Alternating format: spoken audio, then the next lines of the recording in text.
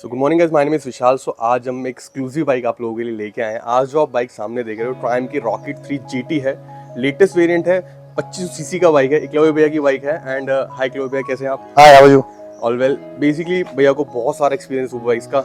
Almost मेरे हिसाब से कम 15-20 बाइक से ज्यादा स्विच कर चुके होंगे। 32 मतलब 15-20 मैंने दिए तो टोटल 32 बाइक हो चुकी है। तो एकलव्य भैया, कितना साल हो गया आपको बाइक चलाते हुए? यार मैं सुपर बाइक चलाते हुए 2010। अच्छा। मैंने हार्ले ली थी आयरन। अच्छा। उसके बाद I bought 5 Harleys which included 48 Fat Boy, Street Rod, Street Bob. Then I had 7 Kawasakis, 250, 650, 2 Ninja 1000, एक ना 16 मॉडल, एक अभी वाला मॉडल, 2 Z1000, 14R। अभी जो करंटली आपने बाइक जो बेची है वो निंजा 1000 बेची, SX वेरिएंट हाँ, और मैंने एक 14R दोनों बेची थी साथ में। और जो कि आपने अच्छी खासी किलोमीटर क्लॉक किया था, वो भी 10,000 किलोमीटर चला दी थी, Yes, वो 22 yes, मॉडल थी। yes. तो उस बाइक के बाद आपने इस बाइक पर अपग्रेड किया यार एक्चुअली क्या मतलब इतना बड़ा अपग्रेड एकदम से, मतलब 25 सीसी के बाद 25 सीसी का अपग्रेड, मतलब इतना बड़ा इंजन लेने का क्या? क्योंकि आपकी टूरिंग अच्छी रहती है। नहीं, मैं आपको रीजन बताता हूँ। एक्चुअली मैंने ये बाइक ली थी बिकॉज मेरा मेन बाइक जो था वो था 14R and 1000 I was using for touring. Okay. मैं टूरिंग बाइक नहीं लेना चाहता था बिकॉज मैं वीकेंड राइड भी करता हूँ और मेरे को लगता है आप अगर एक टूरिंग बाइक ले लो तो वीकेंड्स पे it's a little useless for me. लंबी राइड की बात अलग है, तो मेरे को कुछ लेना था जिसको मैं वीकेंड राइड भी कर पाऊँ और जिसपे मैं टूरिंग भी जा पाऊँ। So because I have already bought a lot of bikes, मतलब I had the Harley Fat Boy, I had इससे पहले मेरे पास XD Aval भी थी, बिल्कुल, which is another touring bike which is more or less based on the same यही model.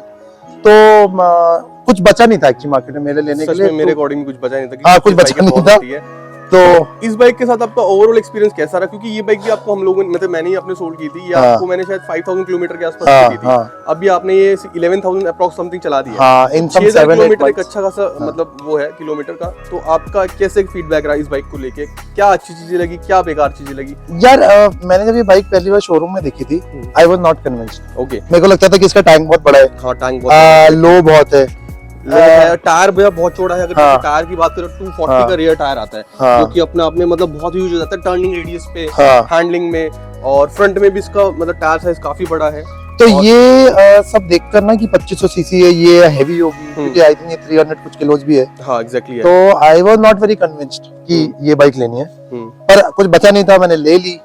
But I have taken this bike for touring also. Okay. मैंने एक दिन में इसमें 400-500 किलोमीटर हिल्स में भी किया हुआ है। अच्छा, मतलब इसमें आपको टर्निंग में ऐसा कोई प्रॉब्लम नहीं हुआ? नहीं, मतलब टर्न लेते टाइम का हेवी फील हुआ? So this is the good thing about this bike. क्योंकि बेसिकली मेरा एक क्वेश्चन इसलिए है क्योंकि जो पुरानी वाली रॉकेट थी ना, उसके अंदर क्या रहता था, थ्रॉटल देने पे ये थोड़ी ऐसे टेढ़ी होती थी। ये भी होती है, मैंने भी चलाया है। बट आपको टर्निंग में ऐसा कभी कुछ लगा नहीं कि मुझे कोई थोड़ा कॉन्फिडेंस लूज कर रही है, ऐसा कुछ? नहीं, तो मैं बताता हूँ, इसमें एक्चुअली आदत क्या डालनी पड़ती है। शुरू में मैंने इसको रेड लाइट पे आपने खींच दी तो व्हील स्पिन मारता था, बिकॉज एक्चुअली इस बाइक का 220 Nm टॉर्क है इसमें। बहुत होता है। आपकी जो अभी GTL आती है 1600 which is one of the torkiest bike, वो 170 bhp न्यूटन का टॉर्क आता है, 220 न्यूटन का टॉर्क। 14R 158 थी, and which is one of the fastest bikes in the world।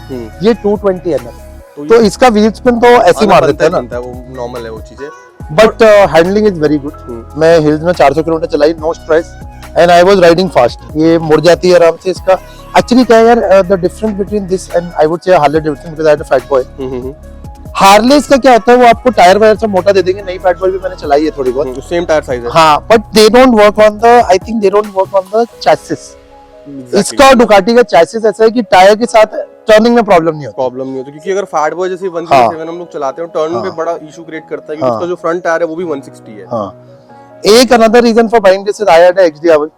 पर आप अगर XD Aval स्टॉक सस्पेंशन से चलाएंगे, आपको रोड पे हर घंटा पता लगेगा, हर पत्थर आपको बैक में आता है। इसमें कुछ नहीं होता। एंड इसमें the most surprising part is, even though the ground clearance doesn't look too much, मैं इसको पहाड़ों में ले गया हूं with people who had GS 1250s, ये कहीं नहीं लगी, because it doesn't go down, this suspension stays the same, ये कहीं नहीं लगी। ग्राउंड क्लियरेंस बहुत अच्छी है, बहुत अच्छा है। इसमें एक वेरिएंट आता है, R वेरिएंट आता है, R वेरिएंट, ये GT वेरिएंट है। ये उससे काफी एक्सपेंसिव भी है, प्राइस में 3 लाख रुपए का आसपास, 2.5 लाख रुपए का। हाँ, ये 25 की पड़ती है। हाँ, आई थिंक वो आपकी 22 है। मिड फॉरवर्ड आते हैं, इसमें फ्रंट फॉरवर्ड आते हैं। अब मिड फॉरवर्ड क्या होता है, जिसमें जो फुटरेस्ट होते हैं वो इस सिचुएशन में होते हैं, इसमें फॉरवर्ड है। तो आपको ऐसा कभी लगा नहीं कि मिड फॉरवर्ड बेटर है या फिर फ्रंट? यार मेन निंजा 1000 में मिड फॉरवर्ड थे, मिड थे, तो the only advantage of a mid is कि अगर आपको आगे गड्ढा दिख रहा है आप खड़े हो सकते हो। Exactly. इसमें यू कांट डू दैट, नहीं करते। बट और इसमें फर्क क्या है आर से कि इसमें बैकरेस्ट है और ये एडजस्टेबल है। हाँ, ये एडजस्टेबल है। इसको आप ऐसे करोगे तो ये ऊपर नीचे हो जाएगा and it is useful because I put a bag here also, तो मैं उसको बांध लेता हूँ।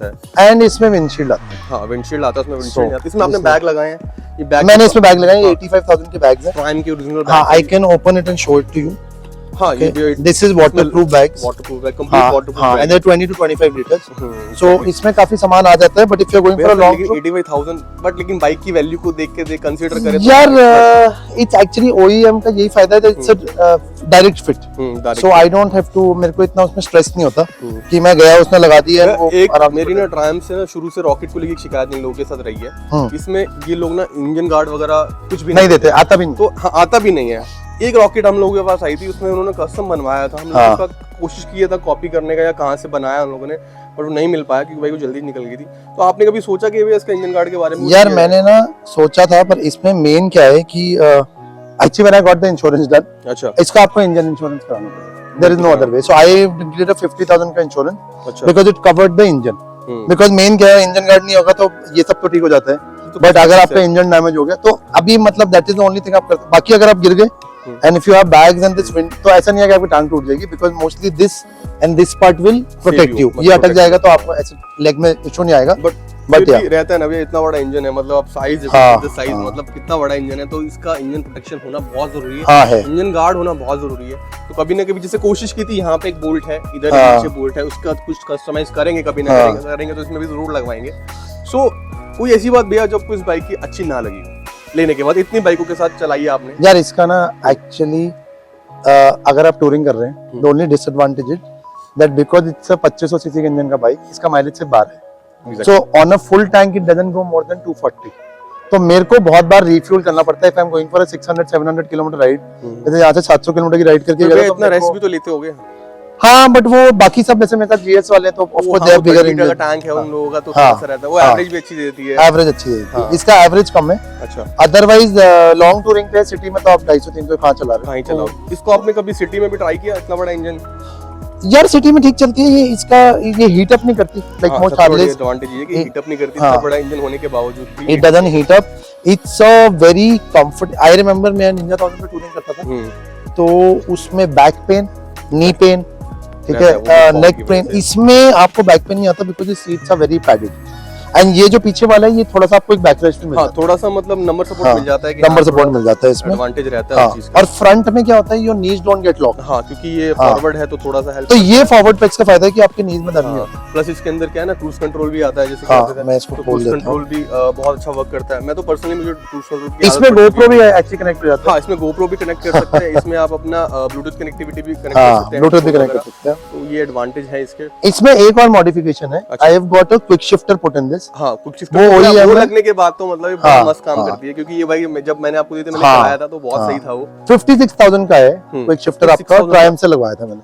56,000 का थोड़ा ज्यादा एक्सपेंसिव नहीं हो गया? हाँ, नॉर्मल है, क्योंकि अभी जो नॉर्मल का टाइगर में वो आ रहा है, नहीं आप बाहर से लगवा दो, हील टेक का आ जाता है, सस्ता आता है। अभी ट्रायम्फ में एक बंदे ने टाइगर में लगवाया, वो 40,000 का उन्होंने क्लॉक किया था। बट मेरे को ऐसा लगता है कि अब इतनी महंगी बाइक लिए तो आप OEM ही लगवा लो। मैं भी OEM रेकमेंड करता हूँ कि वो चीजें में इलेक्ट्रॉनिकली ठीक रहती है बाइक ना, कभी एरर नहीं प्रोड्यूस करती, बहुत सारे एडवांटेज रहते हैं। और सबसे अच्छी बाइक की आपको कोई ऐसी बात जो आपको अच्छी लगी हो? यार इसका when you are on the road, इस आप मतलब लोग स्पोर्ट्स बाइक चलाते हैं सब कुछ, बट जहाँ रॉकेट खड़ी हो जाती है, रॉकेट ही दिखती है because of the engine size. 2500 CC engine वो दिखता अलग है, 3 सिलेंडर। हाँ, वो बहुत यूज लगता है, बहुत I can start in so the sound if you want. Sound बनता है, it's not got a inline 4 sound of course, but लेकिन साउंड बहुत स्मूथ है, बहुत सूदिंग है। जैसे कि आप देख रहे हो, भैया ने थ्रॉटल दिया, बाइक थोड़ा सा टच कर दिया है, तो ये नई वाली में इन लोगों ने कम कर दिया, बट पुरानी वाली में ये चीज बहुत ज्यादा थी। पुरानी वाली में तो भैया बहुत ज्यादा मतलब टर्न करती थी वो। हाँ मैंने पुरानी बहुत पहले चलाई, वो ऊंची भी है। हाँ ऊंची भी है, हाँ। इससे ज्यादा अनकंफर्टेबल भी है, ये बहुत ज्यादा अनकंफर्टेबल इन लोगों ने कर दिया है। अगर आप टूरिंग जा रहे हैं इसमें one of the biggest advantage है if you see if I seat.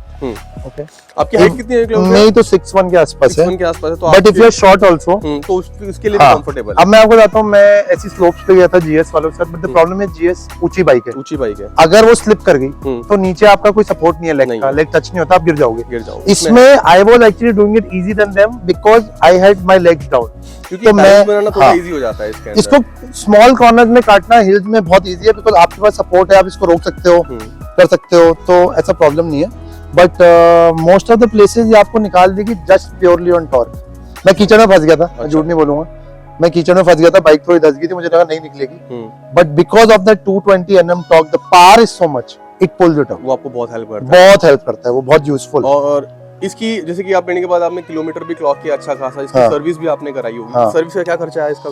यार इसका सर्विस का खर्चा कुछ आया था आई थिंक 12-13 हजार।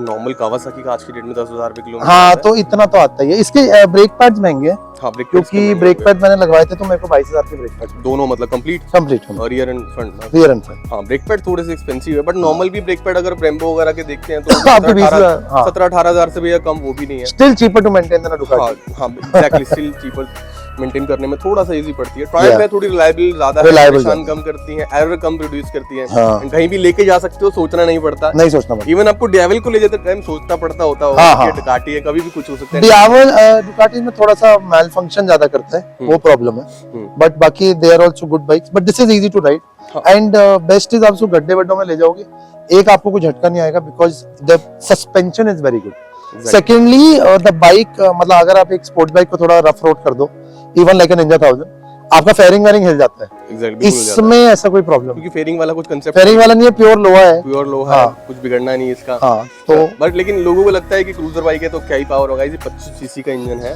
This company if you go on the site it's 2.7 seconds to 100 0 to 100। हाँ, मैं भी बोलने वाला था सेम थिंग कि 0 to 100 2.7 सेकंड के अंदर जाती है। नॉर्मल जो सुपर बाइक्स होती है, जो लीडर सेगमेंट होता है, वो भी 3 सेकंड या 2.8 2.9 सेकंड मैक्सिमम 0 to 100 होती है, तो आप लगा सकते हो 0 to 100। तो आप 150 तक I have raced with the friend on 10 भी नहीं होगा इसके। हां 150 तक we were like almost safe, और मैं 0 to 100 में से आगे था। और भैया लेने के बाद जैसे कि आपने प्रियॉन ली, ठीक है, तो प्रियॉन में आपका एक्सपीरियंस कैसा लगा बाइक लेने के बाद? यार आई थिंक प्रियॉन अगर आप 2 साल से नीचे वाली ले लो, which is not 2 years done, then you still have a warranty. तो अगर आपकी पहले 6-7 महीने में कोई प्रॉब्लम आ गई तो आपका वारंटी में फिक्स होगा, आपको अपनी जेब से पैसा नहीं डालना पड़ेगा, which is the best because it's nothing about buying a new, but warranty के अलावा भी आपको कोई ऐसा कोई इशू क्रिएट हुआ इस बाइक के अंदर कि आपको कोई प्रॉब्लम हुई, कोई आपको पार्ट बदलवाना पड़ा या सब? नहीं कुछ प्रॉब्लम नहीं। तो आप लोग देख सकते हो कि मतलब रिलायबिलिटी बहुत अच्छी है, मतलब आपको कोई किसी टाइप का कोई प्रॉब्लम नहीं। और आपने तो उसको टूरिंग भी अच्छी किया, चलाया भी, टूरिंग भी अच्छी तरह चलाई है, और अभी भी आपको कोई इशू नहीं है, कोई एरर नहीं है। तो इसके बाद कुछ प्लानिंग है अपग्रेड की? नहीं, इसको अपग्रेड नहीं करूंगा, I might buy another bike but there still time for that. अच्छा, ओके। तो क्या मतलब कुछ प्लान कर, एडवेंचर में जाएंगे या फिर कोई स्पोर्ट्स में दोबारा से? यार मैं I am in a group which does a lot of touring now, so maybe buy a to proper adventure sports bike, वो मैं देखूंगा क्या लेना है, but probably a 900 or something। हाँ, आजकल मार्केट में बहुत ज्यादा अच्छे ऑप्शन है, टाइगर 900। इतनी बड़ी बाइक नहीं चलानी कि मिर्ची ना संभले। हाँ, तो 900 तक ठीक है। बट ये भी बहुत बड़ी बाइक है, बहुत यूज बाइक है, बट आप इस पे कंफर्टेबल हो, आपने बहुत अच्छा समझाया, बहुत अच्छा फीडबैक दिया। और एक चीज मैं आपको लोगों को दिखाना चाहूंगा, इसके फुटरेस्ट दिखाते हैं। अच्छा, हाँ, वो बहुत यूनिक है देखने में। लोग सोचते हैं कि सिंगल सीटर है, सीटर का, तो इसके फुटरेस्ट बहुत यूनिक है, बहुत स्टाइलिश बनाए हैं, और देखने में रखने में हर तरह से बहुत प्रीमियम लगते हैं। 2 बार ऐसे बंद होके ये ऐसे बंद हो जाते हैं।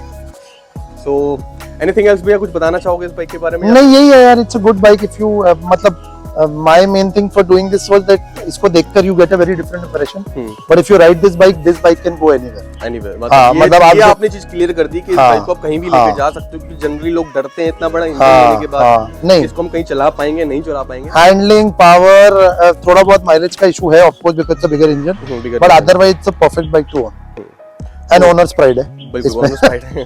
सो thank you so much clever भैया, no problem, thank you so much. पक्का। So take care.